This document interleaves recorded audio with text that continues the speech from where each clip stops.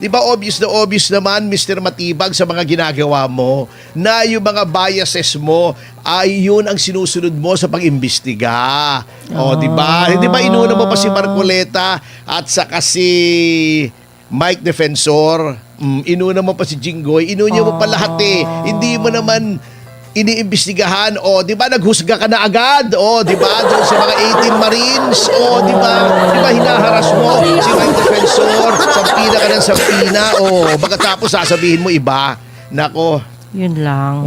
lokohin mo ang lelong mong panot. Nanood ka ba kahapon, Manang Yes Jubes? naman, opo. At nakaka-excite ang mga binibitawan nilang salita. Ibig mo sabihin, excited ka? Excited Ay, ako. Matibag? Hindi ko alam, crush mo pala yun, ano? Patay-tay dyan. Oo. Hindi tayo papatulan nun. Bakit naman? Malaking tao yun eh. Malaki. Sikat yun. Yan. Sikat chupoy. Oh, diba? Anyway, siya po ay nagtestigo, di ba? Katulad ng sinabi niya, hindi na siya pumunta sa Bangkok. Opo. Medyo masama ang loob sa amin na pumuna sa kanya na inuuna pa niya yung pasyal. Dahil pinagtatanggol naman niya, hindi daw naman pasyal yun, trabaho. Napigilan pala, no? Wala pa nga siyang 200 days yata sa NBI. Mas magaling na ipadala yung matagal na sa NBI pagdating sa mga puntong yun. Yun lang. Kasi yun hindi lang. naman siya karir. Junket lang naman talaga yon. Kunyari pa siya. Testify ka na lang. At lumabas tuloy nung siya ay nag-testify na matagal na, 2024 pa. Wala pa yata siya sa NBI noon eh. Ay bias na siya laban kay Sara Duterte. Ayun. At yun ay pinatutunayan Yun lang.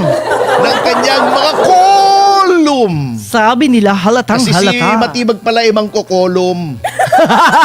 Ay, Hindi, kamukha may ako kolum magkukolum. siya sa Daily Tribune. Yun. Pareho kami sa Daily Tribune ay nagsusulat kami Ayun ng pala. kolum. Buti di kayo Kaya pareho nag-aaway sa kaming dyaryo. mangkokolum. So parang mangkukulum. Ayan, sige na nga. Hindi naman mangkukulam eh. Mangkukulum. Ayan. Oo, nagkukulum kami. Opo. Oo. At doon sa mga kolum niya, tinawag niya si Vice President Sara na bratinela. Ibig sabihin spoiled. May bad habits. Flat spare tire. At kung ano-ano pa. Bago, eto natatawa ko. Opo. Sabi niya, iba naman daw yung opinion niya bilang mangkukolum. Oo. At iba naman daw yung opinion niya bilang NBI director. Paano nangyari yun? Ganon. Tayo pinagluloko nito dalawa eh. karakter. Di ba ganon? Schizophrenic siya. Schizoid siya. Kung ganon. Oo. Iba yung dyaryo, iba yung personal. Oo. Iba yung personal, iba yung direktor. Ayun. Di ba political appointee ka? Di ba obvious na obvious naman, Mr. Matibag, sa mga ginagawa mo na yung mga biases mo ay yun ang sinusunod mo sa pag-imbestiga. O, di ba? Di ba inuna mo pa si Marcoleta at saka si Mike Defensor? Inuna mo pa si Jinggoy. Inuna mo pa lahat eh. Hindi mo naman iniimbestigahan, o di ba naghusga ka na agad, o di ba doon sa mga 18 Marines, o di ba hinaharas mo si Mike Defensor, sampina ka ng sampina, o pagkatapos sasabihin mo iba. Nako, Yun lang. lokohin mo ang lelong mong panot. Oo. At lumabas na yung kanyang bias at prejudice. Di ba? Lalong-lalo na ito, nakakatawa ako natatawa ako dito talaga. Ano po yun?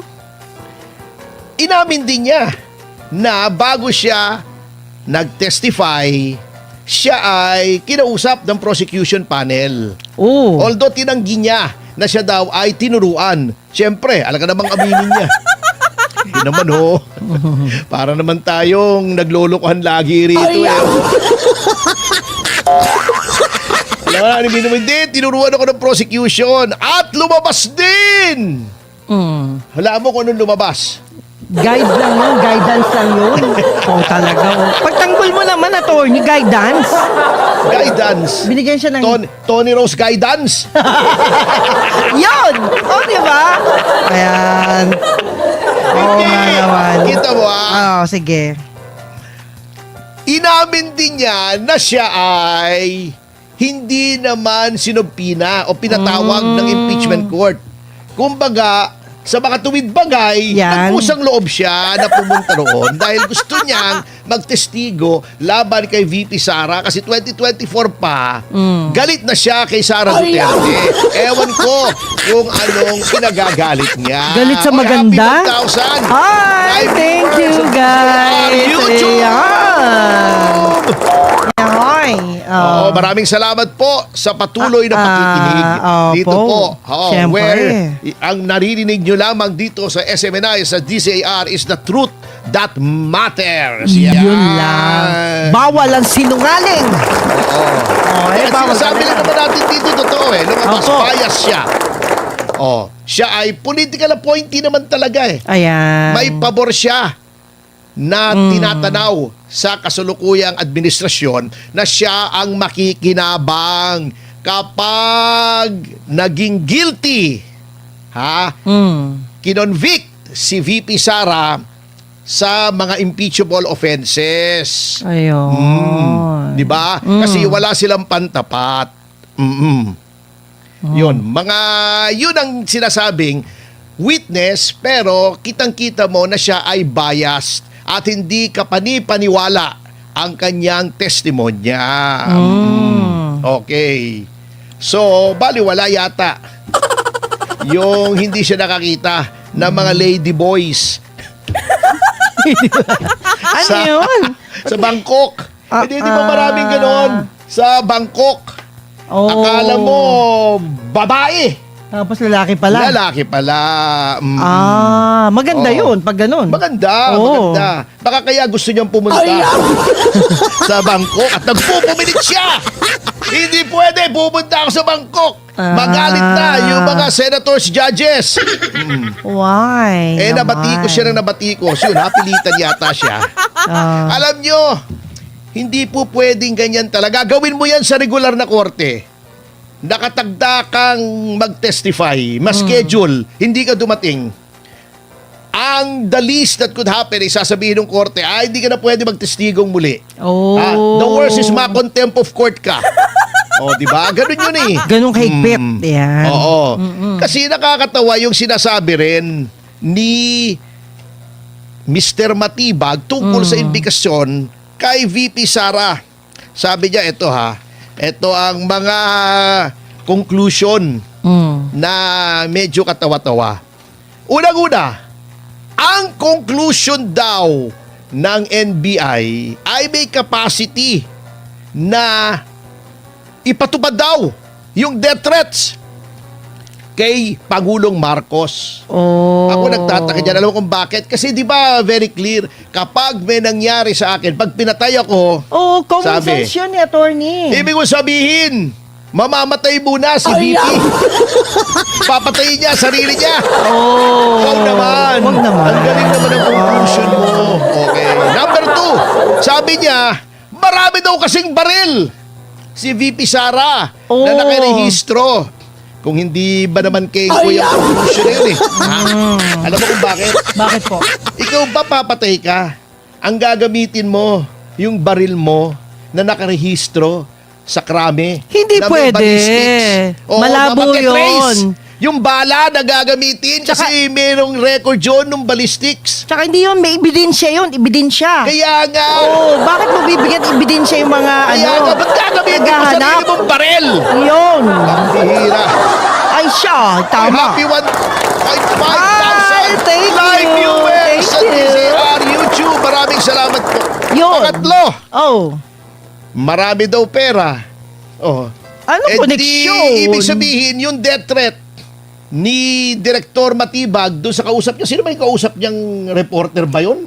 Galit na galit siya doon ibig sabihin, Ang tindi nun. dapat imbestigahan din yun. Oh. Kasi may pera si Matibag, di ba? Pinakita niya, may 1 million siya pambayad sa bill sa Restaurant. Oo, Yun Oo. lang, yun lang. Dapat imbestigahan din. Di ba? Pinuno siya ng NBI. Opo. Marami siyang tao sa ilalim niya. May baril din siya. Yun lang. Congresswoman ang asawa niya, imbestigahan din siya. Ayun. Kung ganun ang logic. Ayan. Sabi pa niya, meron daw security contingent Ayan. o security detail si VP Sara na yun ay sunod-sunuran sa kanya. Oh. Naku naman, hindi. Yung mga yun ay kawani either ng pulisya o ng militar. Tingin nyo sa sunod nyo sa illegal orders. Kayo naman, ang minimenos nyo naman masyado. Itong ating mga pulis at mga militar. Nag-iisip naman yun. Wala. Back and call. Ano back and call? Ang duty po noon ay protektahan ang pangalawang pangulo. Yun. Hindi po yun mga hitman ng mafia. Kayo naman, Ay, sino bang may mistulang sindikato? Hindi ba yung pamahalang ito? Di ba? Hindi naman si VP. Pambihira naman kayo. Ano ba yan? Bintang yun Nako. bintang yun. Bintang. Oo. Mali Alam mo yung yun. bintang, brand ng biryan sa Indonesia. Bintang talaga? Bintang. Hindi, ang bintang kasi Di pa ako sa nakapunta doon. bahasa, Opo. di ba ang salita ng Indonesia ay bahasa Indonesia. Opo. Ang bintang ay tala, star, estrella, bintang. Ayun. Di ba ang Indonesia, di ba ang salita nila bahasa Indonesia? Opo. Ang sa Malaysia, ang salita nila bahasa Melaya. Ayun. Dito, kapag bumagyo, Bahasa Maynila! Pilipinas! Maynila lang, Pilipinas!